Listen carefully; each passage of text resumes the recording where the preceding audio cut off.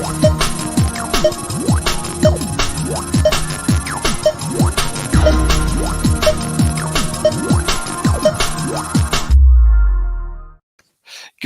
morning, good afternoon, good evening.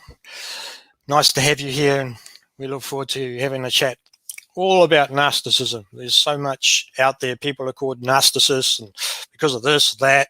Is there any truth to it? Well, our guest today is going to be able to help us to look at the aspect of narcissism and what he's found as a professional. So let's bring on Ryan as our guest. Good morning, Ryan. Morning. Oh, good afternoon to you. Thanks for having me. It's great to have you here, Ryan. It's just tell us a little bit about yourself. You're no longer living in the States. No, I am currently living in Peru. I specialize in working with former Jehovah's Witnesses, and was raised as a Jehovah's Witness myself. What would you like to know? I could tell you whatever you'd like to any share. Part of my story. So what made you get into being qualified and doing what you're doing with the former Jehovah's Witnesses? Yeah, let's see. When I left around 18, I left the Jehovah's Witnesses, and like many ex-Jehovah's Witnesses, struggled a lot about how to blend in with the outside world. There was issues with anxiety and depression and a lot of things I was struggling with. Yeah. And I avoided getting help for a long time. I think it was probably about 10 years. I was in a lot of ways enjoying all the things that the world had to offer, doing all the things I could never do as a witness.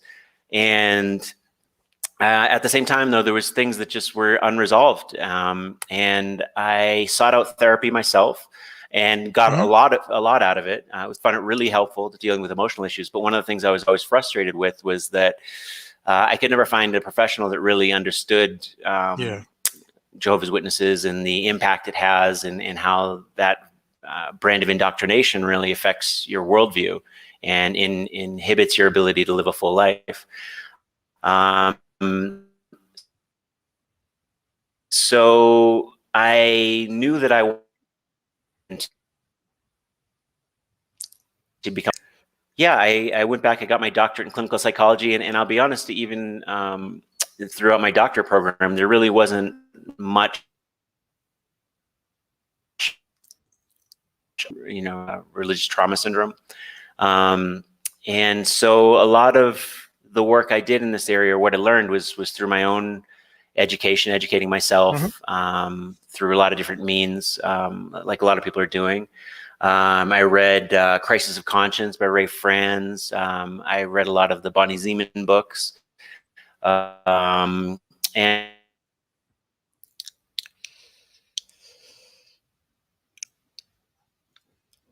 And just did my own work in my own therapy and brought that. But I waited a little bit. I felt I still needed to do some of my own work before I felt like I was ready to specialize in working with ex-Jehovah's Witnesses, and needed to work through a lot of my own anger about the situation. And as a therapist, it's important that you're not putting your agenda on anybody else. And when I was younger, the idea of speaking to somebody who may be considering leaving Jehovah's Witnesses without putting my own personal opinion on it felt like a big idea. It felt really hard. And I got to a point where I felt more comfortable with where I was at and didn't feel that need to change anybody's mind about anything necessarily. And then I felt like I was in a good place. So for the last 2 years, I've been focusing exclusively on working with ex-Jehovah's Witnesses. I've done at least 100 different clients over that time. And it's been really fascinating. So I find that there's a lot of people out there that are really looking for support, and it's been really helpful for me to do as well. I learn a lot from people through working with them as well. Great.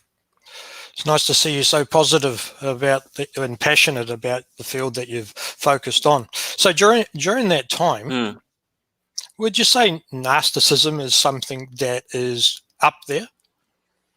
as a problem, or are we just taking it right out of proportion? What do you think? Yeah. Well, I think what's interesting is, you know, I've been working as a therapist a little over 10 years. I started when I started my doctor program, and narcissism is something that exists, is real, and I definitely have some members of my own family that fall into that category. But it's been really interesting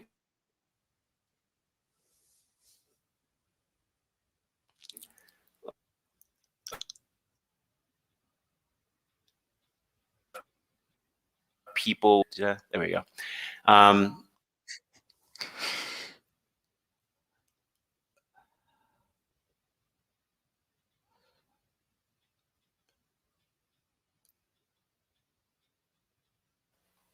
Looks like we have some technical. He's back again. Okay, can you hear me now? Can hear you, Ryan. You can hear me. Yes. Sorry, it's Peru. It's the internet isn't always as good as I'd like it to be. So no, just saying that it's really strange that there's a high percentage of narcissism I found in the people I work with. Looks like he has gone for the minute. Well, hopefully when he comes back, all going well, we will be able to establish what is a narcissist.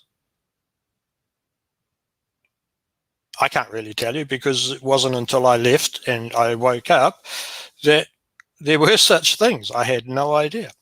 So one of the things that I would love Ryan to be able to help us with is establish what it is. That's if he comes back.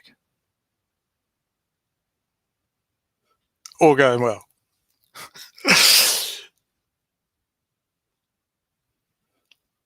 He may not come back.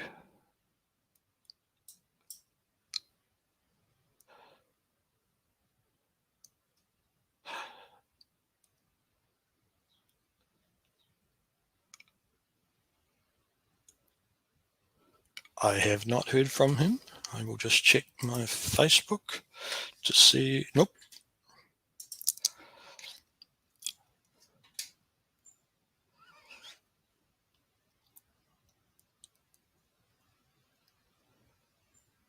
It's not looking hopeful. What we will do, we're going to play a couple of the videos. Oh, here he comes. There he is. That'll help.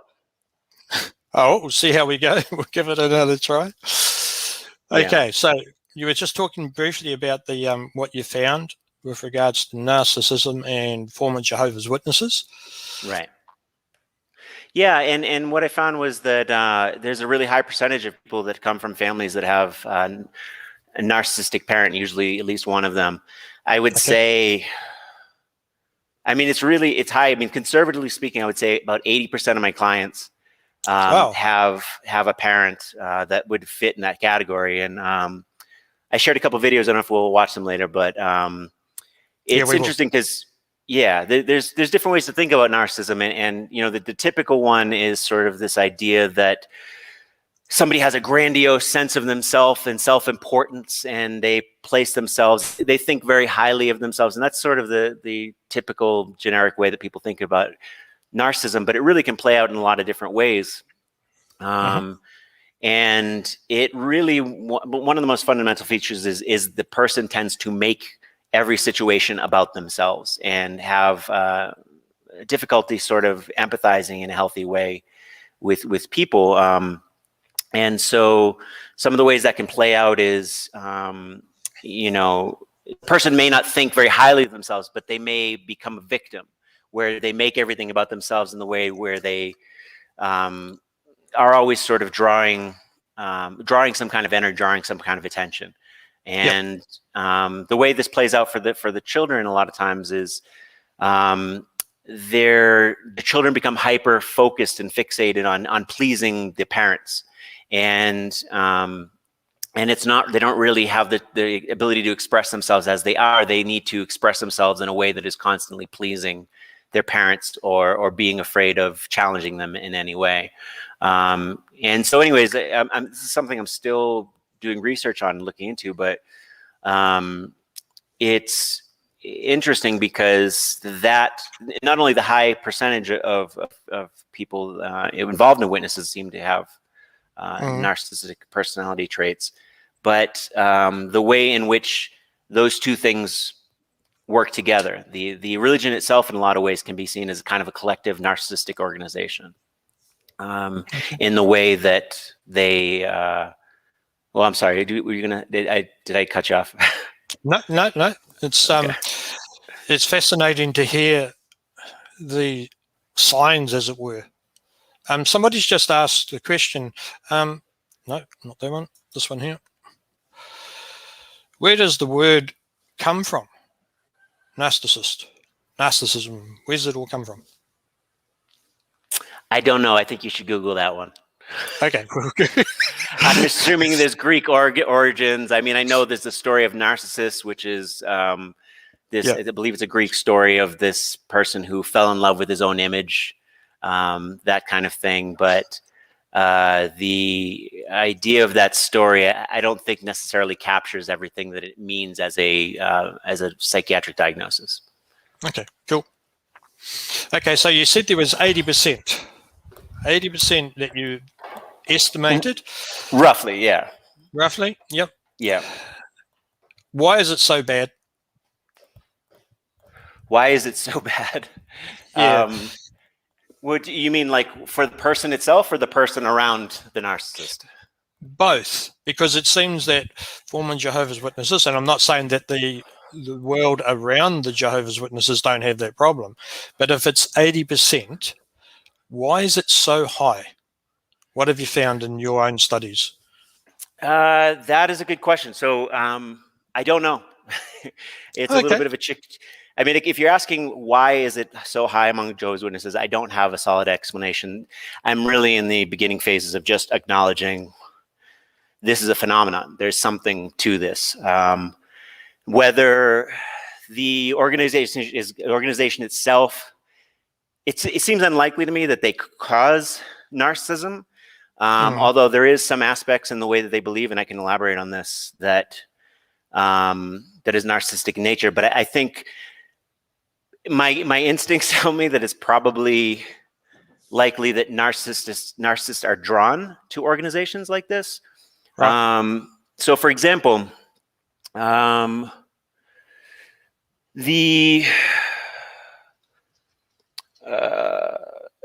a lot of things that Jehovah's Witnesses offer that would be appealing to someone with narcissistic traits. For example, this feeling of being special, being chosen, being a special group. You have they use the word the truth, as if they have only claim to the truth, and they separate people as it's a very us and them sort of mindset.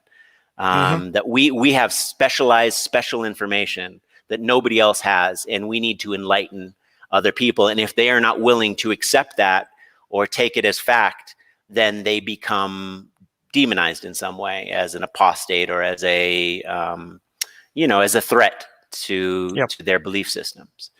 So it definitely has a very strong isolating effect. You had asked about what's bad about narcissism. I mean, for the narcissist itself, and I hate using the term the narcissist, because that sort of oversimplifies it and makes it like a person. A person isn't a narcissist. I think a person can have narcissistic traits or tendencies, and there's a spectrum there. It's not a black and white kind of thing. But for people who have narcissistic tendencies,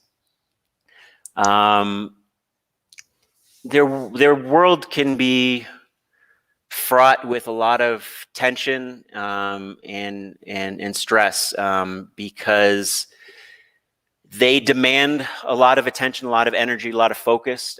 People who are around them often feel like they're walking on eggshells. If you disagree with a narcissist or do something that implies that they may be wrong or they may be made the wrong decision about that, A healthy person is able to receive that feedback and consider it and maybe adjust their behavior. And someone who's a narcissist or has narcissistic traits has a very hard time being self-aware and self-reflective. They're strongly in a defense mode. And what's underneath that, and generally speaking, is, people think of narcissists as people who think so much, like they must have huge self-esteems and, huge confidence. And they may come across that way, but generally what's underneath the surface is a deep-seated feeling that I'm not good enough, that there's something wrong with me.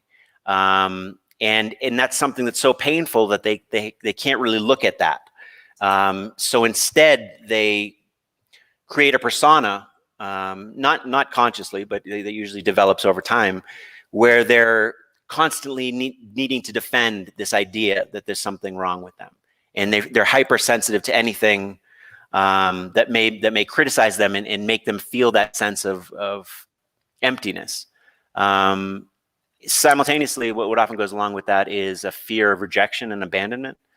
Yep. So again, part of the reasons why people on the narcissistic spectrum can be emotionally manipulative is really what's going on is they are trying to control people around them to keep them from running away. So that may be by acting derogatory toward them, making them feel small, gaslighting, doing certain things that just sort of makes the other person constantly question themselves and keeps the person with narcissistic traits in the power position.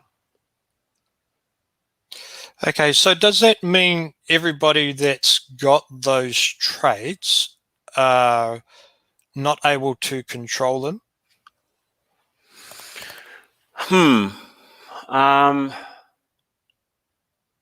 It's not that they can't control them. But how am I going to put this? It's not something that they're aware of often, in most cases. Do you know what I mean? So when you talk about control, there's this tendency to want to say, you did this on purpose. You're being emotionally manipulative on purpose. And in my experience, people who really suffer from these issues, they're not aware of what they're doing.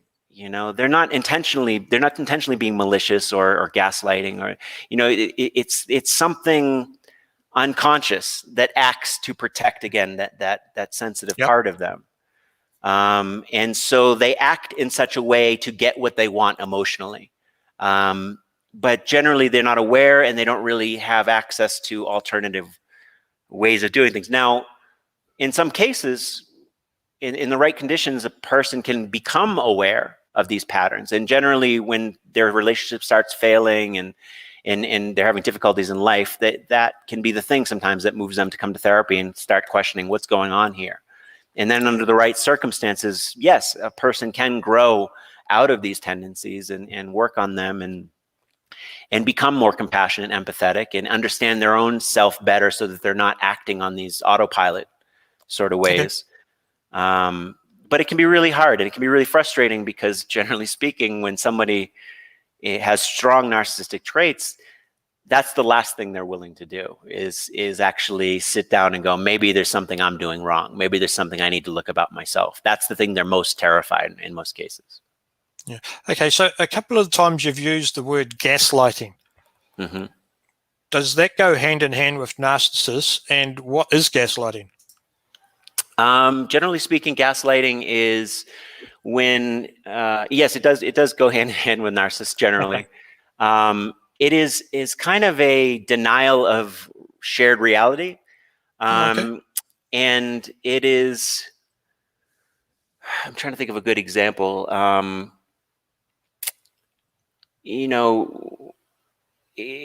Somebody rewriting history, for example. You said that somebody comes to a person and says, you said you were going to do this thing. They say, I never said that. That never happened. And it generally comes up in any situations that makes the narcissist look wrong or appear wrong or at fault in some way. They will rewrite history and say that they'll just flat out say something didn't happen. I never said that. Or they will do things to try to plant seeds in the other person that there's something wrong with them. Oh, you misinterpreted the way I said that. Okay. You took that the wrong way, or you're too sensitive, or you were doing something that actually was prompting me to do that, or I hit you because you were asking for it. You pushed me to do that. That kind of thing, where it makes the person on the other end question themselves and feel like maybe I'm the one at fault. And again, they're taking advantage of something. A healthy person should do that, should consider, maybe, what did I bring to the situation to do that? But when it's not on an even playing field, when both people aren't simultaneously reflecting on their own behavior, then it's an opportunity for someone to take advantage of that and get the upper hand in a situation. Yep. Got a comment here or a question here. Does it mean that if people show some traits, they are narcissists? No. I mean, the simple answer is no. In fact, in reality, we all have narcissistic traits. We all like to feel special. We all feel uncomfortable when we're called out and we're wrong, or we have to correct something or apologize or that kind of thing. And like I said earlier, I don't like this idea of this black and white, you're either a narcissist or not. It's more of a spectrum. There can be people that have very, very strong narcissistic traits and maybe can be classified as officially as a narcissist or having narcissistic personality disorder. But I think you may have alluded to this a little at the beginning of the show. It is also a term that is thrown around quite a bit. It is. And people with strong narcissistic traits can often sometimes gaslight other people by saying, no, you're the narcissist, that kind of thing. So it's something I think we want to be careful not to, I don't know, put people in a box or label them in that sense, and recognize, yes, we all have, in certain situations, we have the capacity to act in somewhat narcissistic ways. So I know when I was growing up, there was always a term, control freak. Mm-hmm. He's a control freak. Is that similar, or are we talking about two different things? That can be. It can be. Someone with on the spectrum can use control of others as a way of maintaining their power or position of authority. Micromanaging other people, criticizing everything that they do. Now, again, sometimes it's to meet the need of the person, and then sometimes it's just a way of taking the other person down a peg, by criticizing everything they do, making them feel small. Okay. Yeah. Cool. Okay, so you sent us through a couple of videos. I'm just going to bring up the first one. That's the one without the helicopter, isn't it? I believe that the first link I sent you in that paragraph would be the first one to play, and then the second one should go second. So is that the one on parenting or the other one? Go with the parenting one first. Go with the parenting. Hopefully I have got them in order right. So let's just play this one first.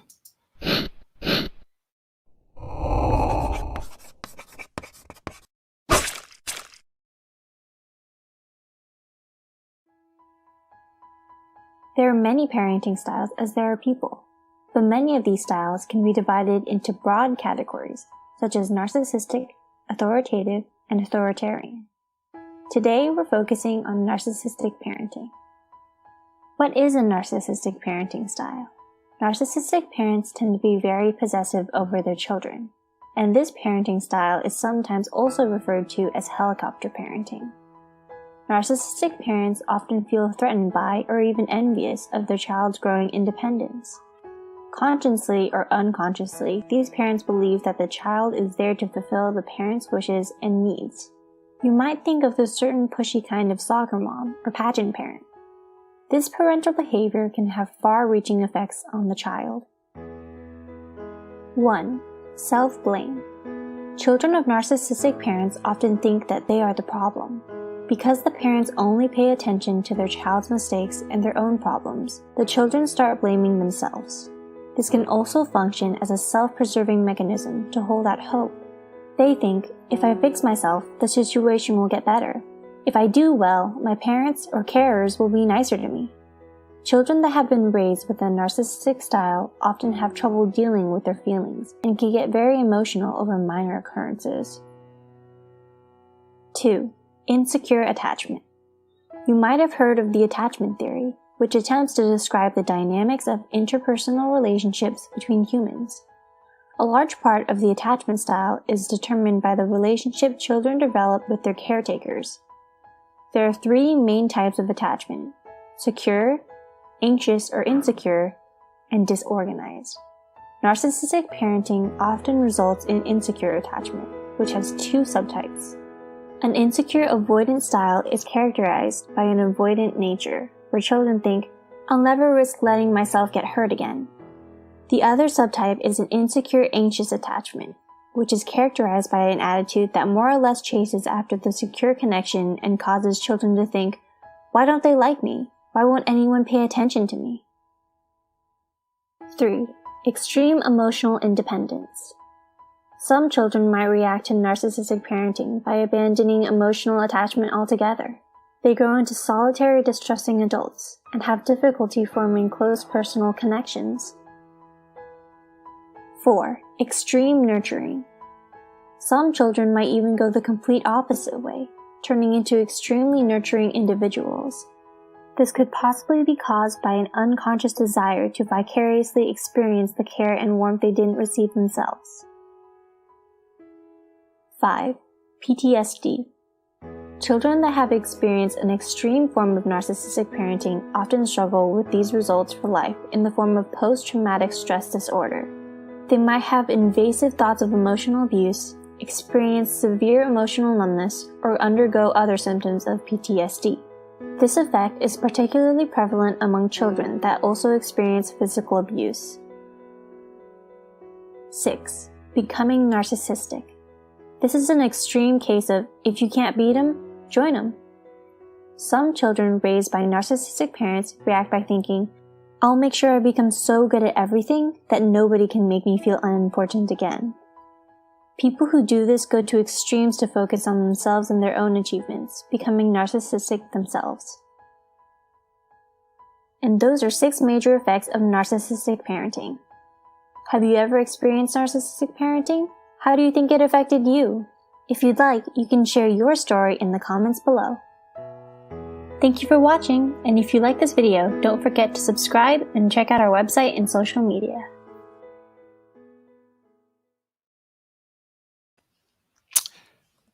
Parents. Just before we carry on, if anybody who's watching the live stream would like to ask questions with that video, please post them in the comments. Ryan's here to help us get an understanding of this, and we only got about an hour or so. Well, we've got less than that now, just over half an hour. But by all means, put them in the questions. Let's find out from Ryan's perspective, from all his studies and his experience, are there things that we can do to help? So anyway, Ryan, parenting, I looked at that and I thought, oh, what's your take on what it says there? What's my take? Yeah. So I really like that short video because it encapsulates a lot of the things that I see in the clients that I work with. I think I brought another video, which we'll show in a second, but the only hesitance I have about that video is that it kind of framed narcissistic parenting as helicopter parenting, and that is one way in which narcissism can play out. I guess the Jehovah's Witness version of that would be, you know, parents who only shine on their child when they are doing things that represent them well in the congregation. You know, I hear this come up a lot where, you know, there's not a whole lot of love and affection or appreciation for who the child is or what their interest is. But if they are becoming a pioneer or getting baptized or becoming a ministerial servant, all of these things that have prestige and make the parent look good in the eyes of other people, then that's sort of favored. And the child gets this feeling that really their only point in this existence is to jump through these hoops to please their parent. I thought it was really good too, the way it described some of the ways this can affect a person, that it can in some people cause them to be more avoidant. And I think my understanding of that is that they learn that attachment to other people or any type of attachments come with a cost. And that's usually how it works when you have a narcissistic parent, that there's no free lunches in that relationship, that everything kind of comes with some kind of catch or some kind of hook. And what we base our understanding of being in relationships based on our interactions with our parents as children. So when they have these types of experiences as children, they start to feel that what it means to be in a relationship is you're with somebody that always needs something from you, that you're never good enough, that you're never doing enough for them, that you're never paying enough attention. And it feels like they're kind of sucking your energy like a vampire. And so people tend to avoid relationships. And sadly, a lot of times what happens too is because of the way we're wired, we tend to be drawn in our life to people that remind us in one way or another of our parents. So they repeat this cycle. They try to reach out to people, they connect with people, they tend to connect with people with some narcissistic traits who drain them. They feel drained and exhausted, unsatisfied. They retreat and avoid people. The other style, and I would say, I have elements of both of this, but what can also happen is this idea that people become fixated on helping other people, and that can be a beautiful thing. There's nothing wrong with that as long as it's sort of balanced. But when you're raised to constantly be focused on the needs of your parent, it kind of grooms you to be that type of person. So you see people with this type of profile, though, that being nurses or therapists or people helpers, and they get a lot of sense of self-worth and happiness out of that. But in the extreme, it can be at the expense of continuing to neglect their own needs. Okay. Just before we carry on, somebody asked, what's the link? We'll make sure that link gets put into the comments, not only the one you've watched, but the one that's going to come up, so that if you can just wait a little bit, we'll make sure it's there. That particular YouTube channel has some very good videos, and they're worth watching because it does help. And Ryan was the one who has suggested those two videos. So coming from a professional, he on those two videos has a high value. It really does make it simple and easy to understand. Okay, so parents, when you were talking about that, I can see myself in some of those things. Always trying to be a people pleaser or trying to help them or things like that. I've learned, though, and it's taken a while, that I can't always say yes. I've got to look after myself. Yeah. Absolutely. And that's it sounds like a simple thing, but it's not that simple. No, it's not simple. No. And one of the things that when I work with people, I can't just say, they just show up on the first day and they say, you got to say no sometimes. Stop saying yes to everybody. And then they go, oh, thanks, doc. And they're on their way. It's not so simple. It's really, before you get there, you need to really understand that the reason why it's hard is because people will feel guilty for saying no. They'll feel like they're actively hurting somebody. And so step one is really understanding you feel that way, not because that's what's true and that's what's right. Most people, when you ask them, even those people, you'd say, should a person have to say yes to everything? They'll say, no, not. But they will feel like they do have to say yes to everything. And so the first step is really understanding that you feel that way because you were taught to feel that way. You were taught to feel guilty. And it's important to understand that, because at some point, yes, we're going to work on you saying no. And we're going to go into those situations going, it's going to feel uncomfortable. You're going to say no, and you're going to get butterflies in your stomach, and you're going to walk away, and you're going to wonder if you did the right thing, and you might feel guilty. But having a good basic understanding that you feel that way because you were trained to feel that way, not because it's a reflection of who you are. And once you can understand that, that gives you a little bit more courage to make those decisions and take a risk and saying, no, you know what? I don't feel comfortable with this. I'm going to say no. I'm going to watch out for my own needs in this situation.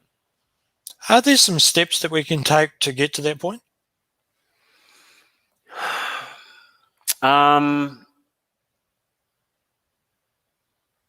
Yeah, I mean, broad steps. I could say doing a lot of research and reading can be really helpful. There's lots of information. I mean, I don't have anything off the top of my mind, but narcissism is a well-covered subject in a lot of areas. So I mean, even just doing a basic Google search, you'll find tons of pages, support pages, for really understanding. And that's, I think, super important, is that it's not just understanding that fixes it or changes it, but it really provides the basis, the foundation for the changes that need to be made. And, you know, I can also say too, one of the simplest things that people can do is just starting to be aware, being mindful and aware of their own feelings. The more, you know, sometimes you don't always have to change what you're doing so quickly, but you just need to recognize, this is the behavior I'm doing and this is how it makes me feel. And once you start making that connection, there's a lot of times there's this very fluid progression where you start to lose your appetite for acting in that way. You know, once you start recognizing, every time I do this, I feel empty, I feel unsatisfied, I feel exhausted, whatever it is. The more you can make that connection, the increase the likelihood that you're going to start taking chances to make slightly different choices. And then, of course, you know, it can always help to go to therapy, but it's not necessary. You know, if you can do some work on your own and be dedicated about educating yourself and practicing mindfulness and awareness and taking conscious steps to make small but progressive changes in your life, it can have a big impact. Cool. Shall we move on to the next video? Sure. Did you want to say anything about it before we push play? Yeah, so I really liked this second video as a way to build on the first, is because, as I mentioned in the first, it was kind of focused on this helicopter parenting style, which is one type. But this video really, it's about emotional manipulation, which is something that people with narcissistic traits use a lot. And this does a really good job of kind of showing you the different ways that this can manifest, and it makes it easier to recognize. All right, let's watch it.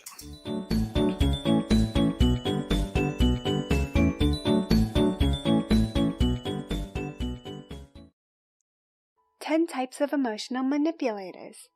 1. The constant victim. This kind of individual will always find a way to end up as the victim in their relationships. 2.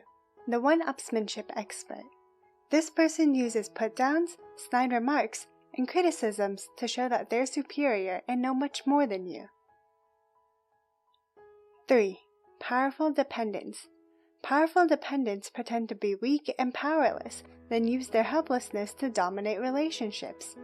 That is, they send the subtle message, "You must not let me down." 4. Triangulators. These people always try to get others on their side. They're quick to say nasty things and put you down.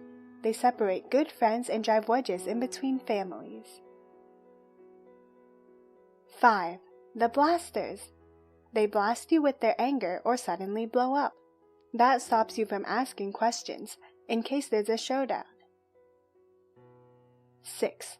The projector. The projector thinks they're perfect and that others have all the flaws. They take no ownership because they're never, ever wrong. 7.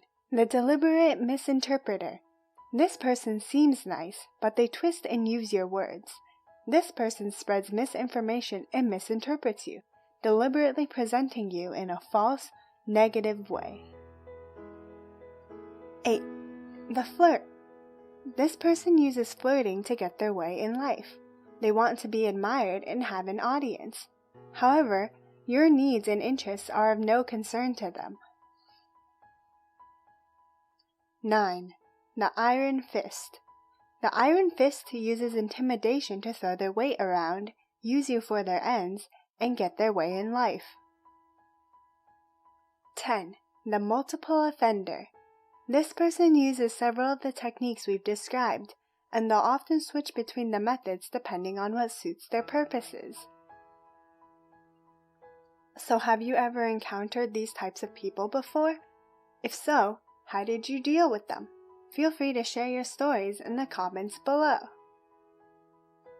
And as always, if you enjoyed our content, please check out our other social media and don't forget to subscribe. Thanks for watching and have a wonderful day.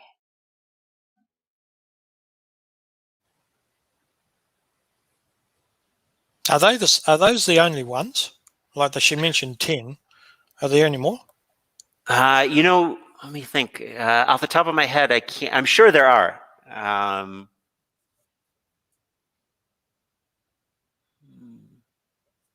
Yeah, at the top of my head, I think that's a pretty comprehensive list. Okay. Yeah, I have some comments about each of those, and as I go, I might be able to come think of some more. Okay, cool. All right, let's start with number 1.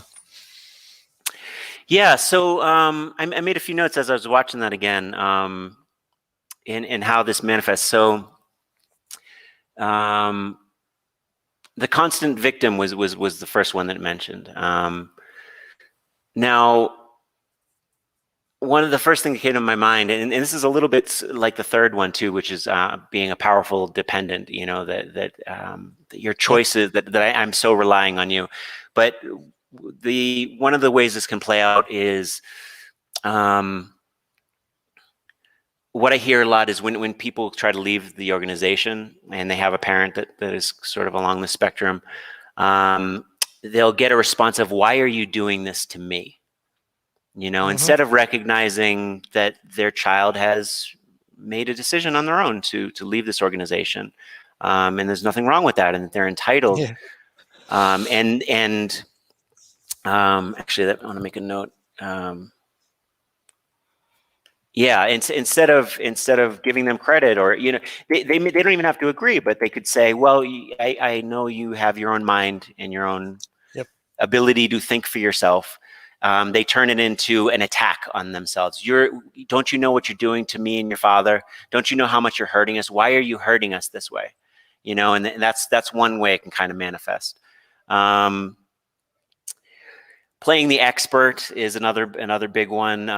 Anyone who has tried to argue Bible interpretation with a Jehovah's Witness knows that you can't win that game. They have the upper hand, and they're really, I don't want to get too far off track, but they're really trained in such a way to minimize any possibility that anything you could say could get through. I remember that book. I don't know if they still use it. Do you know if they use that book, Reasoning from the Scriptures? Not long gone. Too many false prophecies, old light, all gone, by the way. Okay.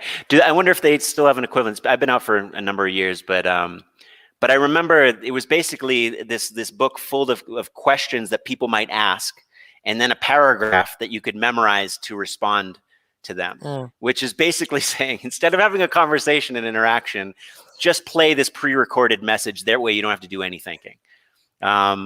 Anyways, that's just a little bit off track, but all of this adds up to, there is this sort of, we are the expert and that's final. There's nothing that you can say that is going to change our mind about the situation. And this is only going to end either badly for both of us or with me winning, and if it has to be badly for both of us, then so be it. They talk about triangulation. And again, I'm sure there's many examples of this, but the first one that jumps to mind is just the idea of, is us or the religion. It's either the religion or your friends, your worldly friends, whatever that is. It's always, dividing in such a way that, the person isn't able to have a kind of a whole life. They need to choose this or that, and they're forced in that position. The one about blasters, that's, people that kind of blow up and explode. I don't know that one sort of gave me pause, because I feel like I see a lot of that, or hear about a lot of that, that Jehovah's Witnesses are big on spare the rod and spoil the child. And I have heard a lot of accounts. Now, I don't know if this is as common as some of the other ones. And I don't want to paint a picture that all Jehovah's Witnesses are like this. But there is quite a bit of borderline child abuse happening. And a lot of spanking, a lot of hitting with belts, spoons, cords, that kind of thing. And There are some experiences that I've heard from people where, you know, the parent will say, you've done something wrong. They'll sit them down. And so now I'm going to give you a spanking. And, you know, it's kind of a little bit of a teaching thing. I still don't agree with it, but at least it's a calm thing. But I've heard a lot more experiences where the parent goes from 0 to 100 on the rage scale and then just grabs whatever's close by and smacks the hell out of the kid, you know, that kind of thing. And anyways, that even when it's not a physical abuse, sometimes it can just be the verbal or intensity of emotion. They get really big in the face of any type of challenge in such a way that makes the child terrified to speak up or say anything. And a lot of times it happens out of nowhere. So a kid may say some harmless comment, not thinking it has any consequence. The parent blows up, and the kid is just the product is that they become afraid to say anything. And again, it's another way of just turning them inward and having all this pent up, these pent up things inside of you because you're just so afraid to express yourself. Let's see. There was the deliberate misinterpreter that comes up a lot. Yeah, and I'm trying to think of how to elaborate on that. But the thing that came to mind was similar to what I said earlier too. You know, that they will misinterpret intentions in ways that are clearly out of what's happening. So again, the child decides to leave Jehovah's Witnesses. You're doing that because you don't love me. You're doing that because you haven't educated yourself. You're doing that because you're only interested in sinning. You're only interested in sex and drugs. And that's never the case, at least in the clients I've worked with. I've never encountered somebody who says, yeah, the religion was fine, but I just wanted to have sex so bad that I left.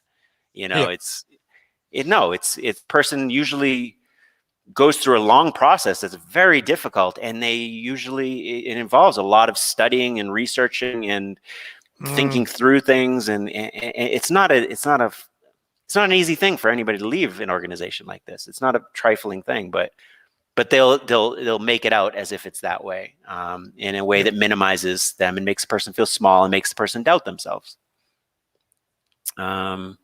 And then just finally, the last one, it said multiple offender, and I'll agree that in most cases, there's a combination of most of the things on this list. That's kind of what it looks like. And so what's important, I think, for people that if people are listening to this and it resonates with them, the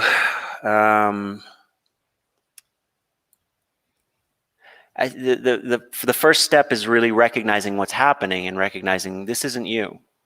You know, it's strange that people who are raised by people like this, they see somebody who has zero self-awareness, zero self-reflection, and they go, I'm not going to be like that. I'm not going to be like that when I get older or whatever. And so they go too far the other way, you know, where they're self-aware of everything and they self-reflect on everything. They self-doubt everything, you know, and that's problematic too. You know, there's in a lot of situations, you know, the idea that it takes two to tangle is important. It's important for us to recognize usually there's something we're both bringing to the situation. But when you're dealing with somebody who is really strong on the narcissistic spectrum, there needs to be some room for you to say, no, it's not you. It's not you that's doing this. It's them. They're refusing at every step to take responsibility for any of their actions. And that doesn't mean you should hate them. It doesn't mean they're bad people. They still deserve love and a certain amount of respect. But it's important to recognize that what the problems that are happening is not because you're not good enough. And this is another thing that comes up is children of these types of parents. They grow up thinking, I'm not good enough. There's something wrong with me. Everything I do, I get in trouble for. There's something wrong with me. And it's got to start with going, no, there's nothing wrong with you. Other than you've been taught to think there's something wrong with you. There's something wrong with them, for sure.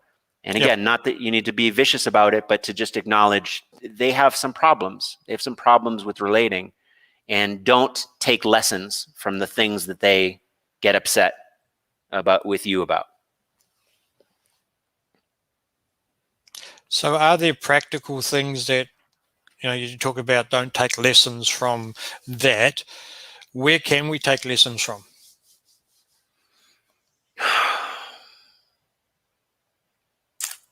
Where can we take lessons from? Yeah. Well, number one, if you're looking externally for places to learn, use your judgment and evaluate who you're looking at. If you're looking at a person and you ask yourself, has this person ever admitted they're wrong? Have they ever been compassionate or loving or sweet in some way that doesn't necessarily is only for their own interest?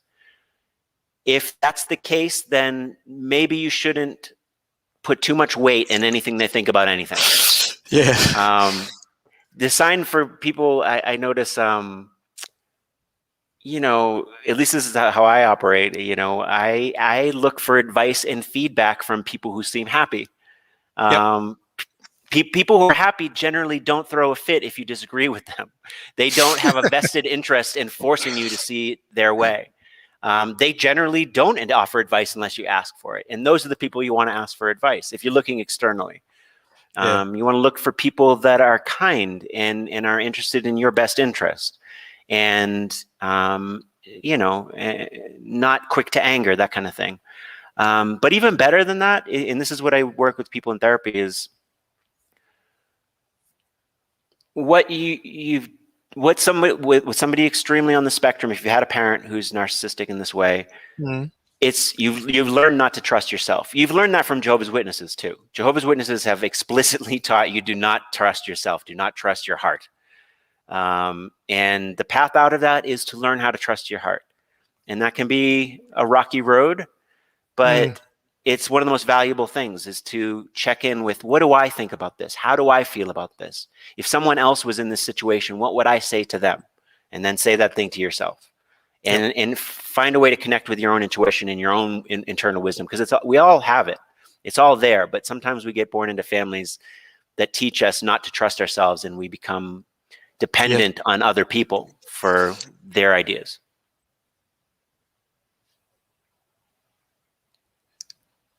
Born into families. Just some of the things you were saying, thinking back on the way I was dragged up, or brought up, whichever way you want to look at it. Yeah. You can see so many things now that I know what I'm looking for, whereas before I had no idea. Yeah. Would you feel comfortable elaborating a little bit? Well, I was thinking about, you're talking about that blaster one. You said that a parent will grab different items. Well, there was this rather large ruler with a brass edge on it. The jug cord was very handy too, apparently. Felt that a few times. Even when I did something that I thought was fine, apparently it wasn't. And the jug cord or the ruler or the belt, very much like you said, would come out quite regularly. And it wasn't just me, it was for my siblings as well. So yeah, it sort of reaches or touches home, as it were, some of the things that you were saying. And I'm going, oh yeah, that's right. And a whole heap of other things come up, and you're going, oh crumbs, really? I had, oh, what? Now I know that there were some things that I grew up with that I was determined not to do, and I didn't succeed all the time. I definitely broke the cycle, as it were.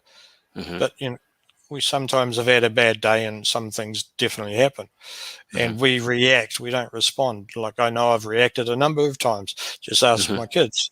I'm sure most kids would say that about their parents. But yeah, until you start looking at it, you just don't realize. It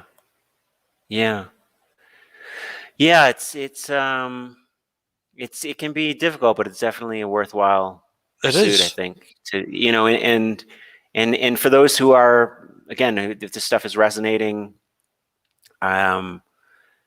especially with those who are adults, you know, is be kind and be patient with yourself. If you enter into this process, you'll find things about you. To do that? What's that? Are we allowed to be? Yeah.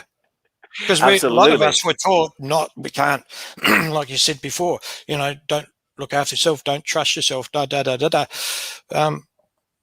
So we're actually allowed to do that.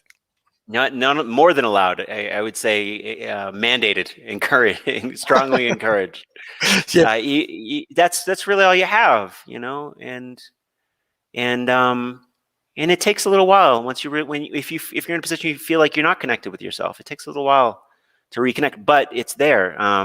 There's this definitely. branch of psychology I really like. It's called self-psychology, and it works on the premise that we're all born with what you would call a true self, true authentic self. And we're curious and funny and angry, and we have all the emotions and all sorts of different, experiences. But we get born into societies and families and religions that say, no, this part is not okay. That part is not okay. You are not welcome if you express this part or this idea. And so we put those parts away, and as a result, we create these false selves. And these false selves are all just there to please other people, to act in such a way that doesn't upset people, that keeps harmony, and what's driving that is our desire for love. But we get further and further away from ourselves, and we start feeling empty, and we start feeling inauthentic. And the good news is, and I've seen this over and over again, that true self is always there. It's always underneath. And usually that's the thing that pushes people to leave the organization. There's something that just doesn't feel right, that moves them. And yeah, in my experience over and over again, I see that the true self is there, even when it's buried under all that other nonsense. It's still there. And the more you can connect with that and love it and appreciate it and give it permission to come out, it can be recovered and brought back to life. What do you mean by give ourselves permission? Are you being serious, or are you making a joke? Yeah, no, I'm being serious. What does it really mean to give ourselves permission to do those things you said? Yeah, it means, how do I explain this? It means making yourself the authority. Okay. And so with Jehovah's Witnesses, the authority is always external. It's the governing body. It's the Watchtower organization. It's how am I supposed to think about this? Well, there's a Watchtower article on it. What am I supposed to do in this situation? Who am I supposed to hang out with? What am I supposed to watch? All of these things, we give our power away to something outside of ourselves. So when it's talking about giving yourself permission is allowing yourself to say, what do I think about this? And my opinion about this is just as valid as anybody else's. And sure, it doesn't mean you know everything, but you may explore yourself. And what are your feelings? And if you have a feeling about something, give yourself permission to embrace it and act on it and live by it without having to dismantle it just to try to fit somebody else's point of view. Does that make sense? Yeah, that does make sense.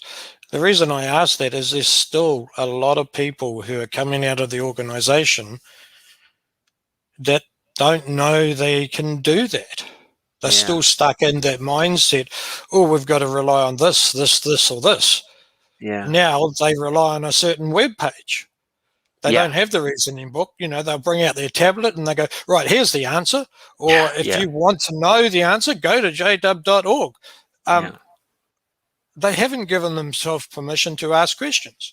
They haven't given themselves permission to do whatever they feel like they would do, because it goes against what they've been taught. Yeah. So it's a very important point, and that's why I wanted to get you to enlarge on that. Yeah. It's just something we need to do that. No, absolutely. What you're talking about, I see all the time. And here's something I'll say that I think is my truth, and people are welcome to dismiss it. But the thing that I think we need to get comfortable with is nobody knows the truth, the ultimate truth. That's correct. We don't know. Humans have been on this earth a microsecond compared to all of the time that the earth has existed and everything in the universe. We've been here just a flash in the pan. We don't know. We know a little bit. We've got a little bit of science. We've got a little bit of experiential knowledge, and that's great.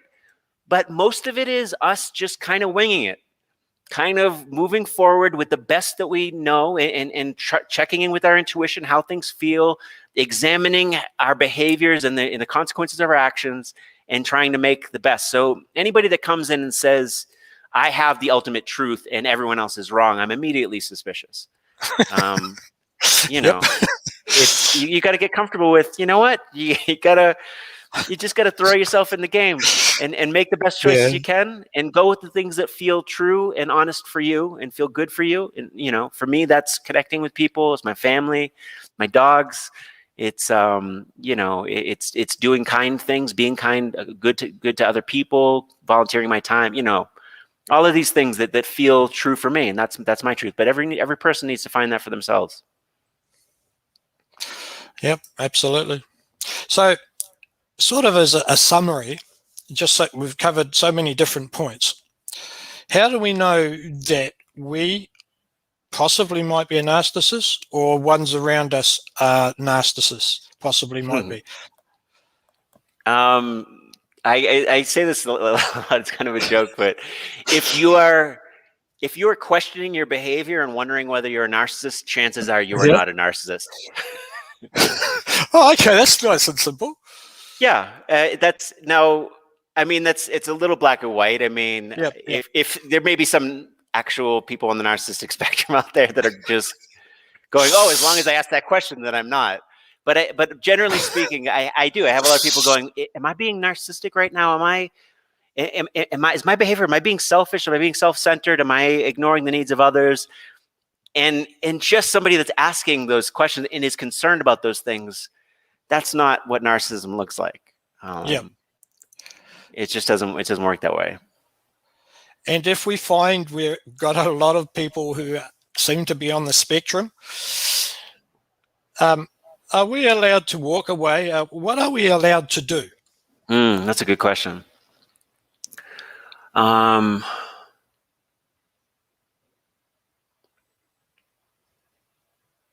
want to be careful how I answer that. What are you allowed to do? What I want to say is you're allowed to do anything. This is a big important thing. Now, I'm not encouraging you. I think in most cases you don't necessarily have to cut somebody out of their life, but sometimes some cases you do. Some cases, depending on how that person plays a role in your life. There are some cases where it's so toxic, where that person will tear you down every single time that you're with them, no matter what. They'll find some way to undermine you, or, you know, make you feel bad about yourself. And yes, in those cases, even if it's a family member, it's sad. It's not the first thing I would jump to, but sometimes, you need to be able to give yourself permission to say, everything about this person when I interact with them just hurts me and tears me down and poisons my soul.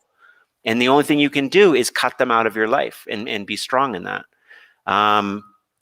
But generally speaking, what I tell people is examine if there is something of value in that relationship. And in most cases, it's not black and white. And just because somebody even has strong narcissistic traits, it doesn't mean they can't also be loving.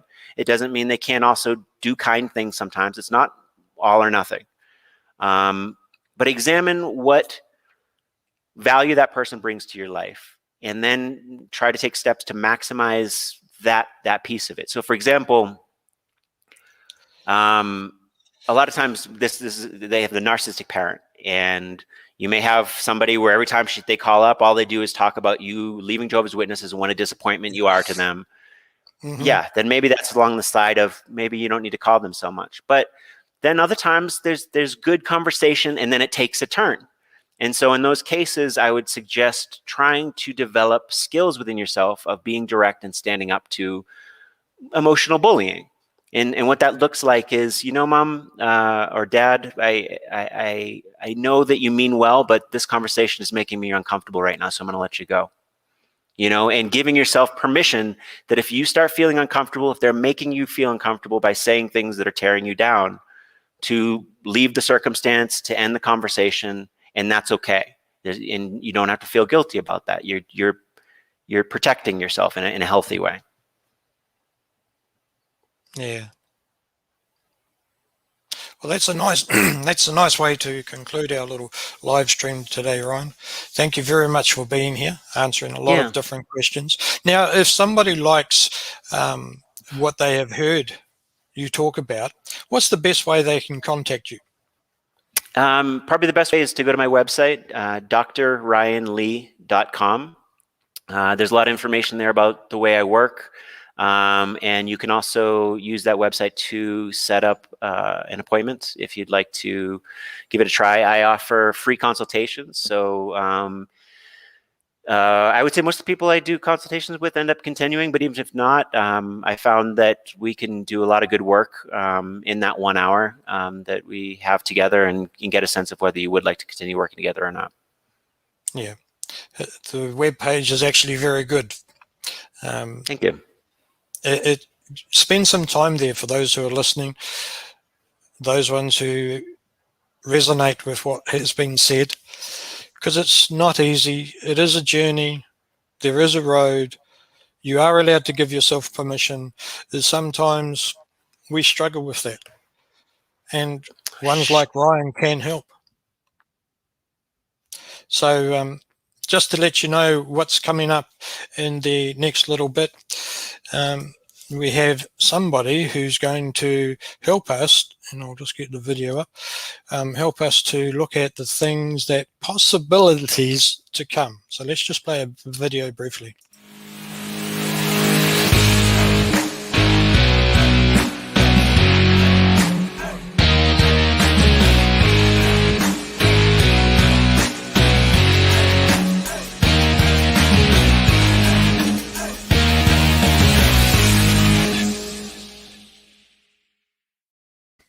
Okay, so I'm not going to tell you who it is, but this guy, it's a guy, he is working on an amazing project with regards to movie making.